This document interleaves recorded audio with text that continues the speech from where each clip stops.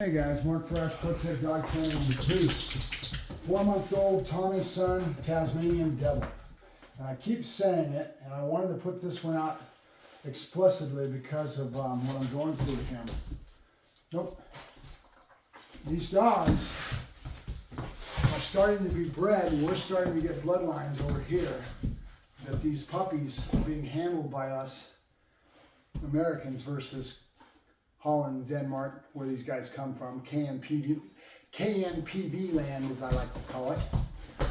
This reminds me of when I was a child in my teens, and I used to go to the racetrack with my mom. At the time, she was born and raised around horses. Her dad was one of the top trainers at Santa Anita when she was raised, and she got raised around that environment. She was, parties with different people that were, Desi Arnaz, Lucy and Desi Arnaz, that kind of thing. Hollywood, right? And horse racing. So that being the case, when I would go to the sales, the colt sales, I would see a lot of these very high-strung horses that have been bred for racing. And this reminds me of that. These dogs are over the top. And if you don't know how to handle an animal like this, you're getting yourself into a hell of a lot of problems.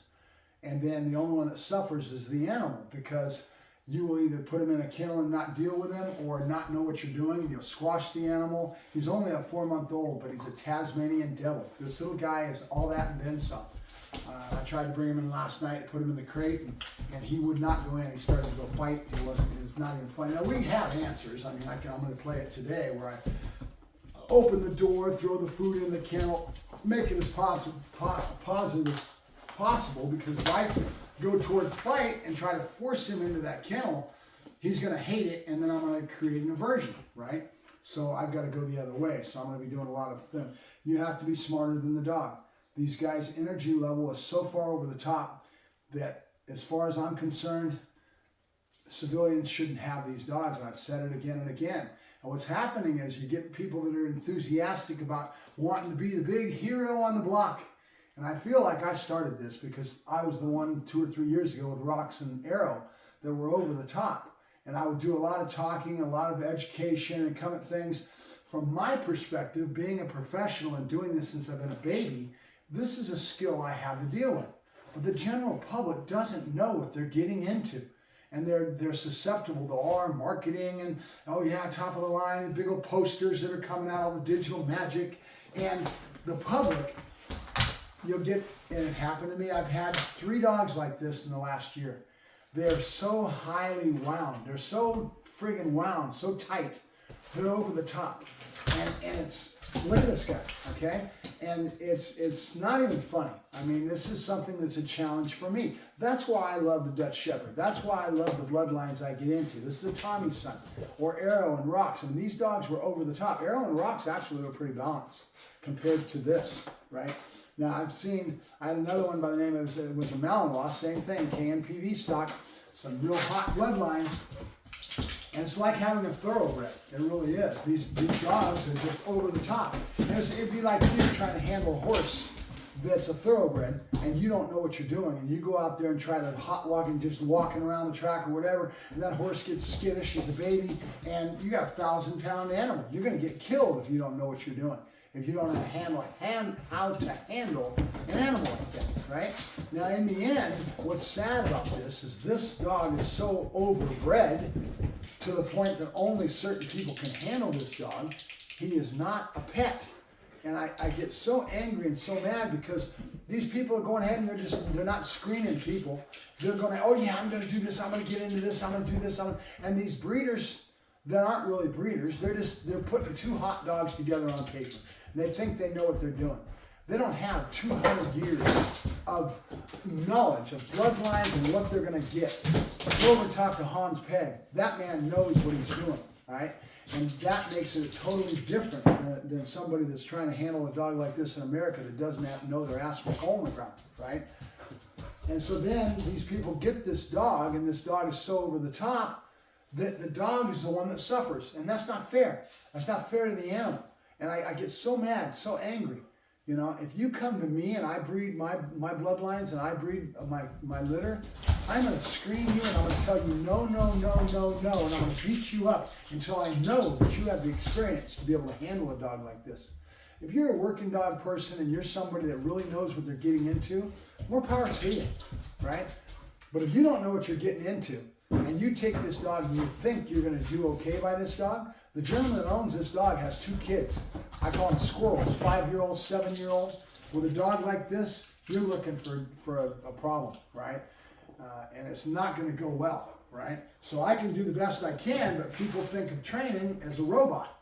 He'll sit down, stay, and no, you got to wait for this dog to develop through this, and you got to really know what you're doing to methodically let the dog mature through all this and work him and direct him to where you want to by using control factors, crates, kennels, all kinds of things, and then knowing what you're doing. If you don't know what you're doing, you're going to ruin this dog, right?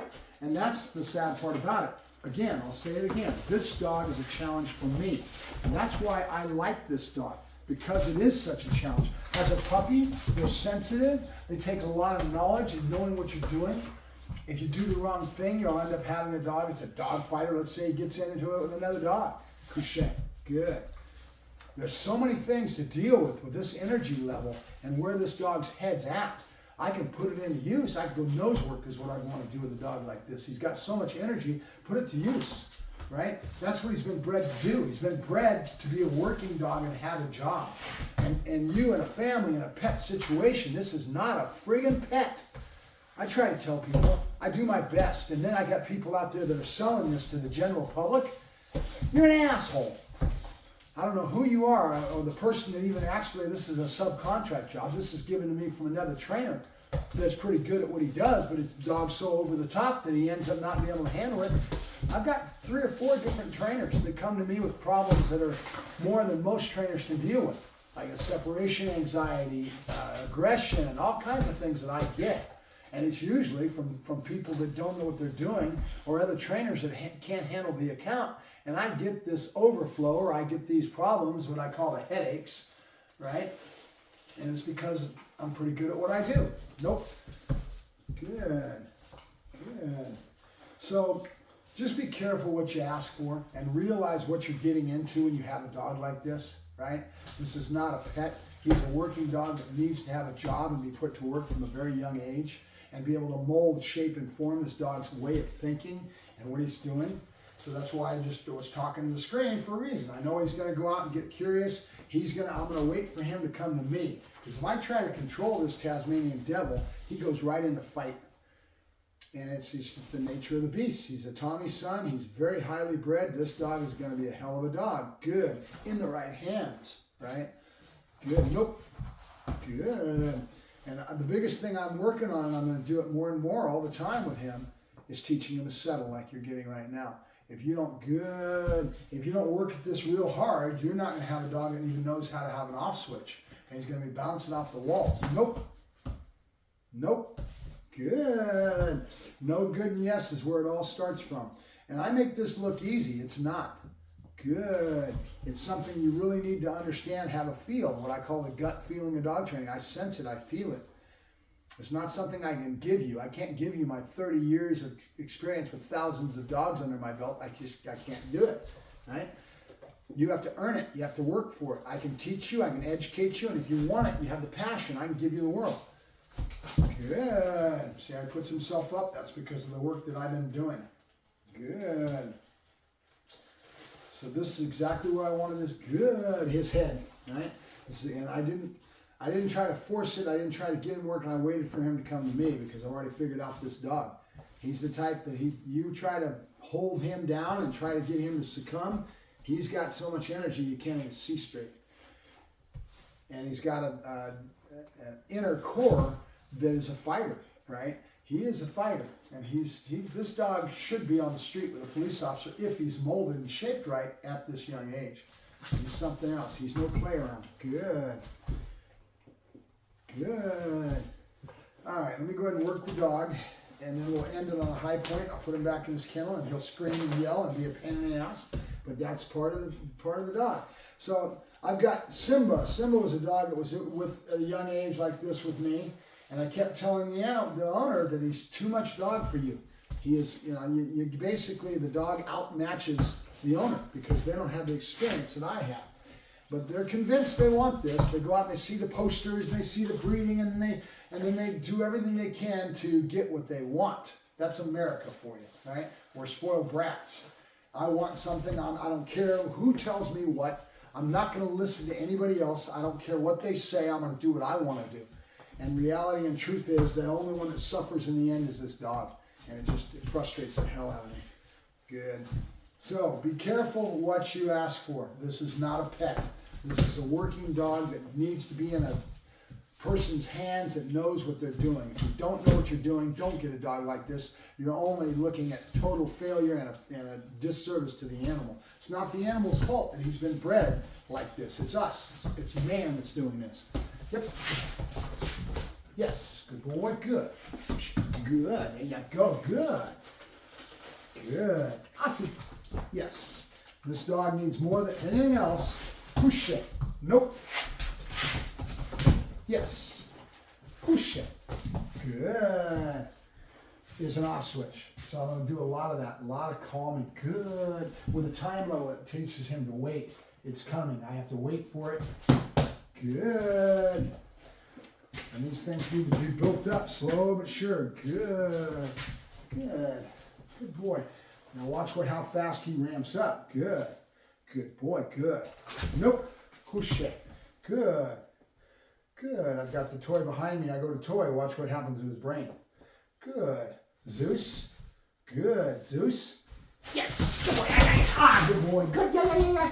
Now he's teething, so I'm not going to yank around too much. Good boy. Good. That's my boy. Then let him expend some of this energy. Boy, what'd you do with your toy? Where'd it go? Get it. Good boy. That's good. That's good. And again, just because I'm sitting here showing off and I can do the things that I can do doesn't mean that you can, and or that you can mold, shape, and form this type of dog that is so over the top that it's not even funny. Okay? So we are in a deserted house way out in the desert. We're going to end up getting gutted and redone and get this place into a nice shape. But for right now, it's pretty ugly. So keep it in mind. We're not doing anything except trying to get out of the cold out there. It's good boy. Good. We got, huh? We got. Good boy. Good. There you go. Good boy. He says, I'm having fun, Dad. I am. Good boy. Good. I'm going to take him back to one of calm and settling, right? Out. Good. There you go. Good. Yep. Good. Easy. Good. We're done.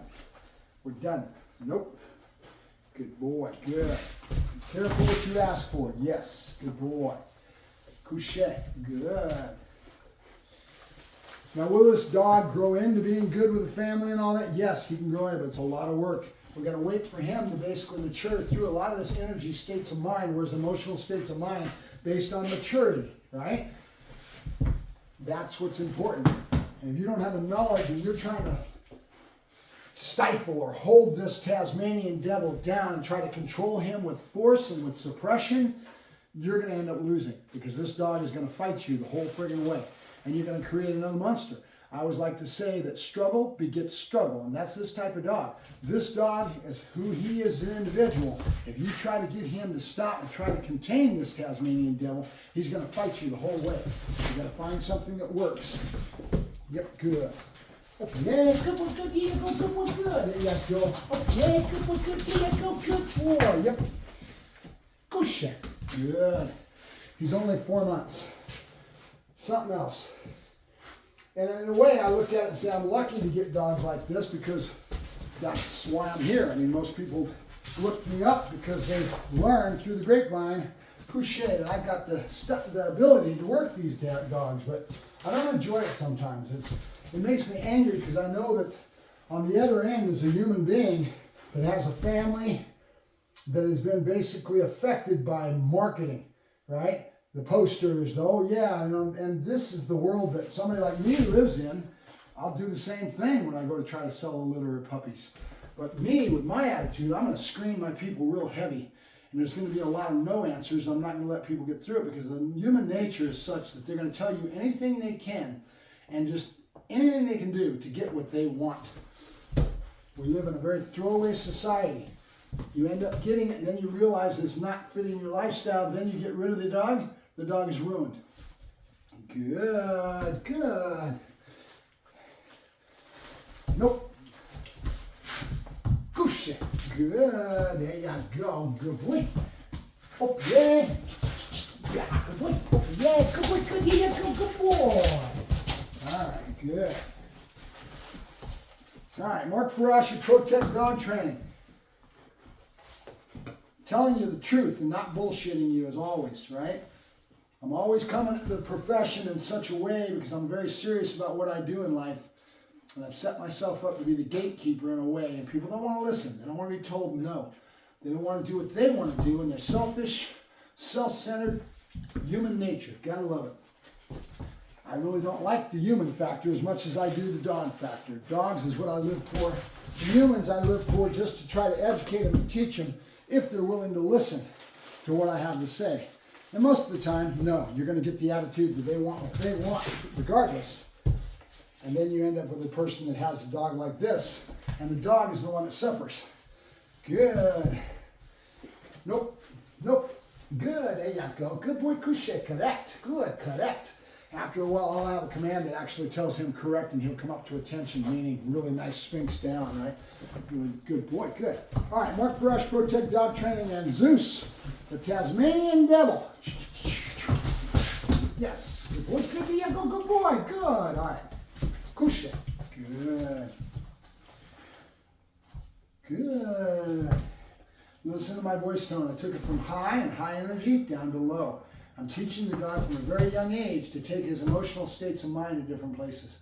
And I work on that the whole way through the dog's life because this is what's going to make a difference when I can get the dog excited with stimulation because he's going to stimulate at the drop of a hat.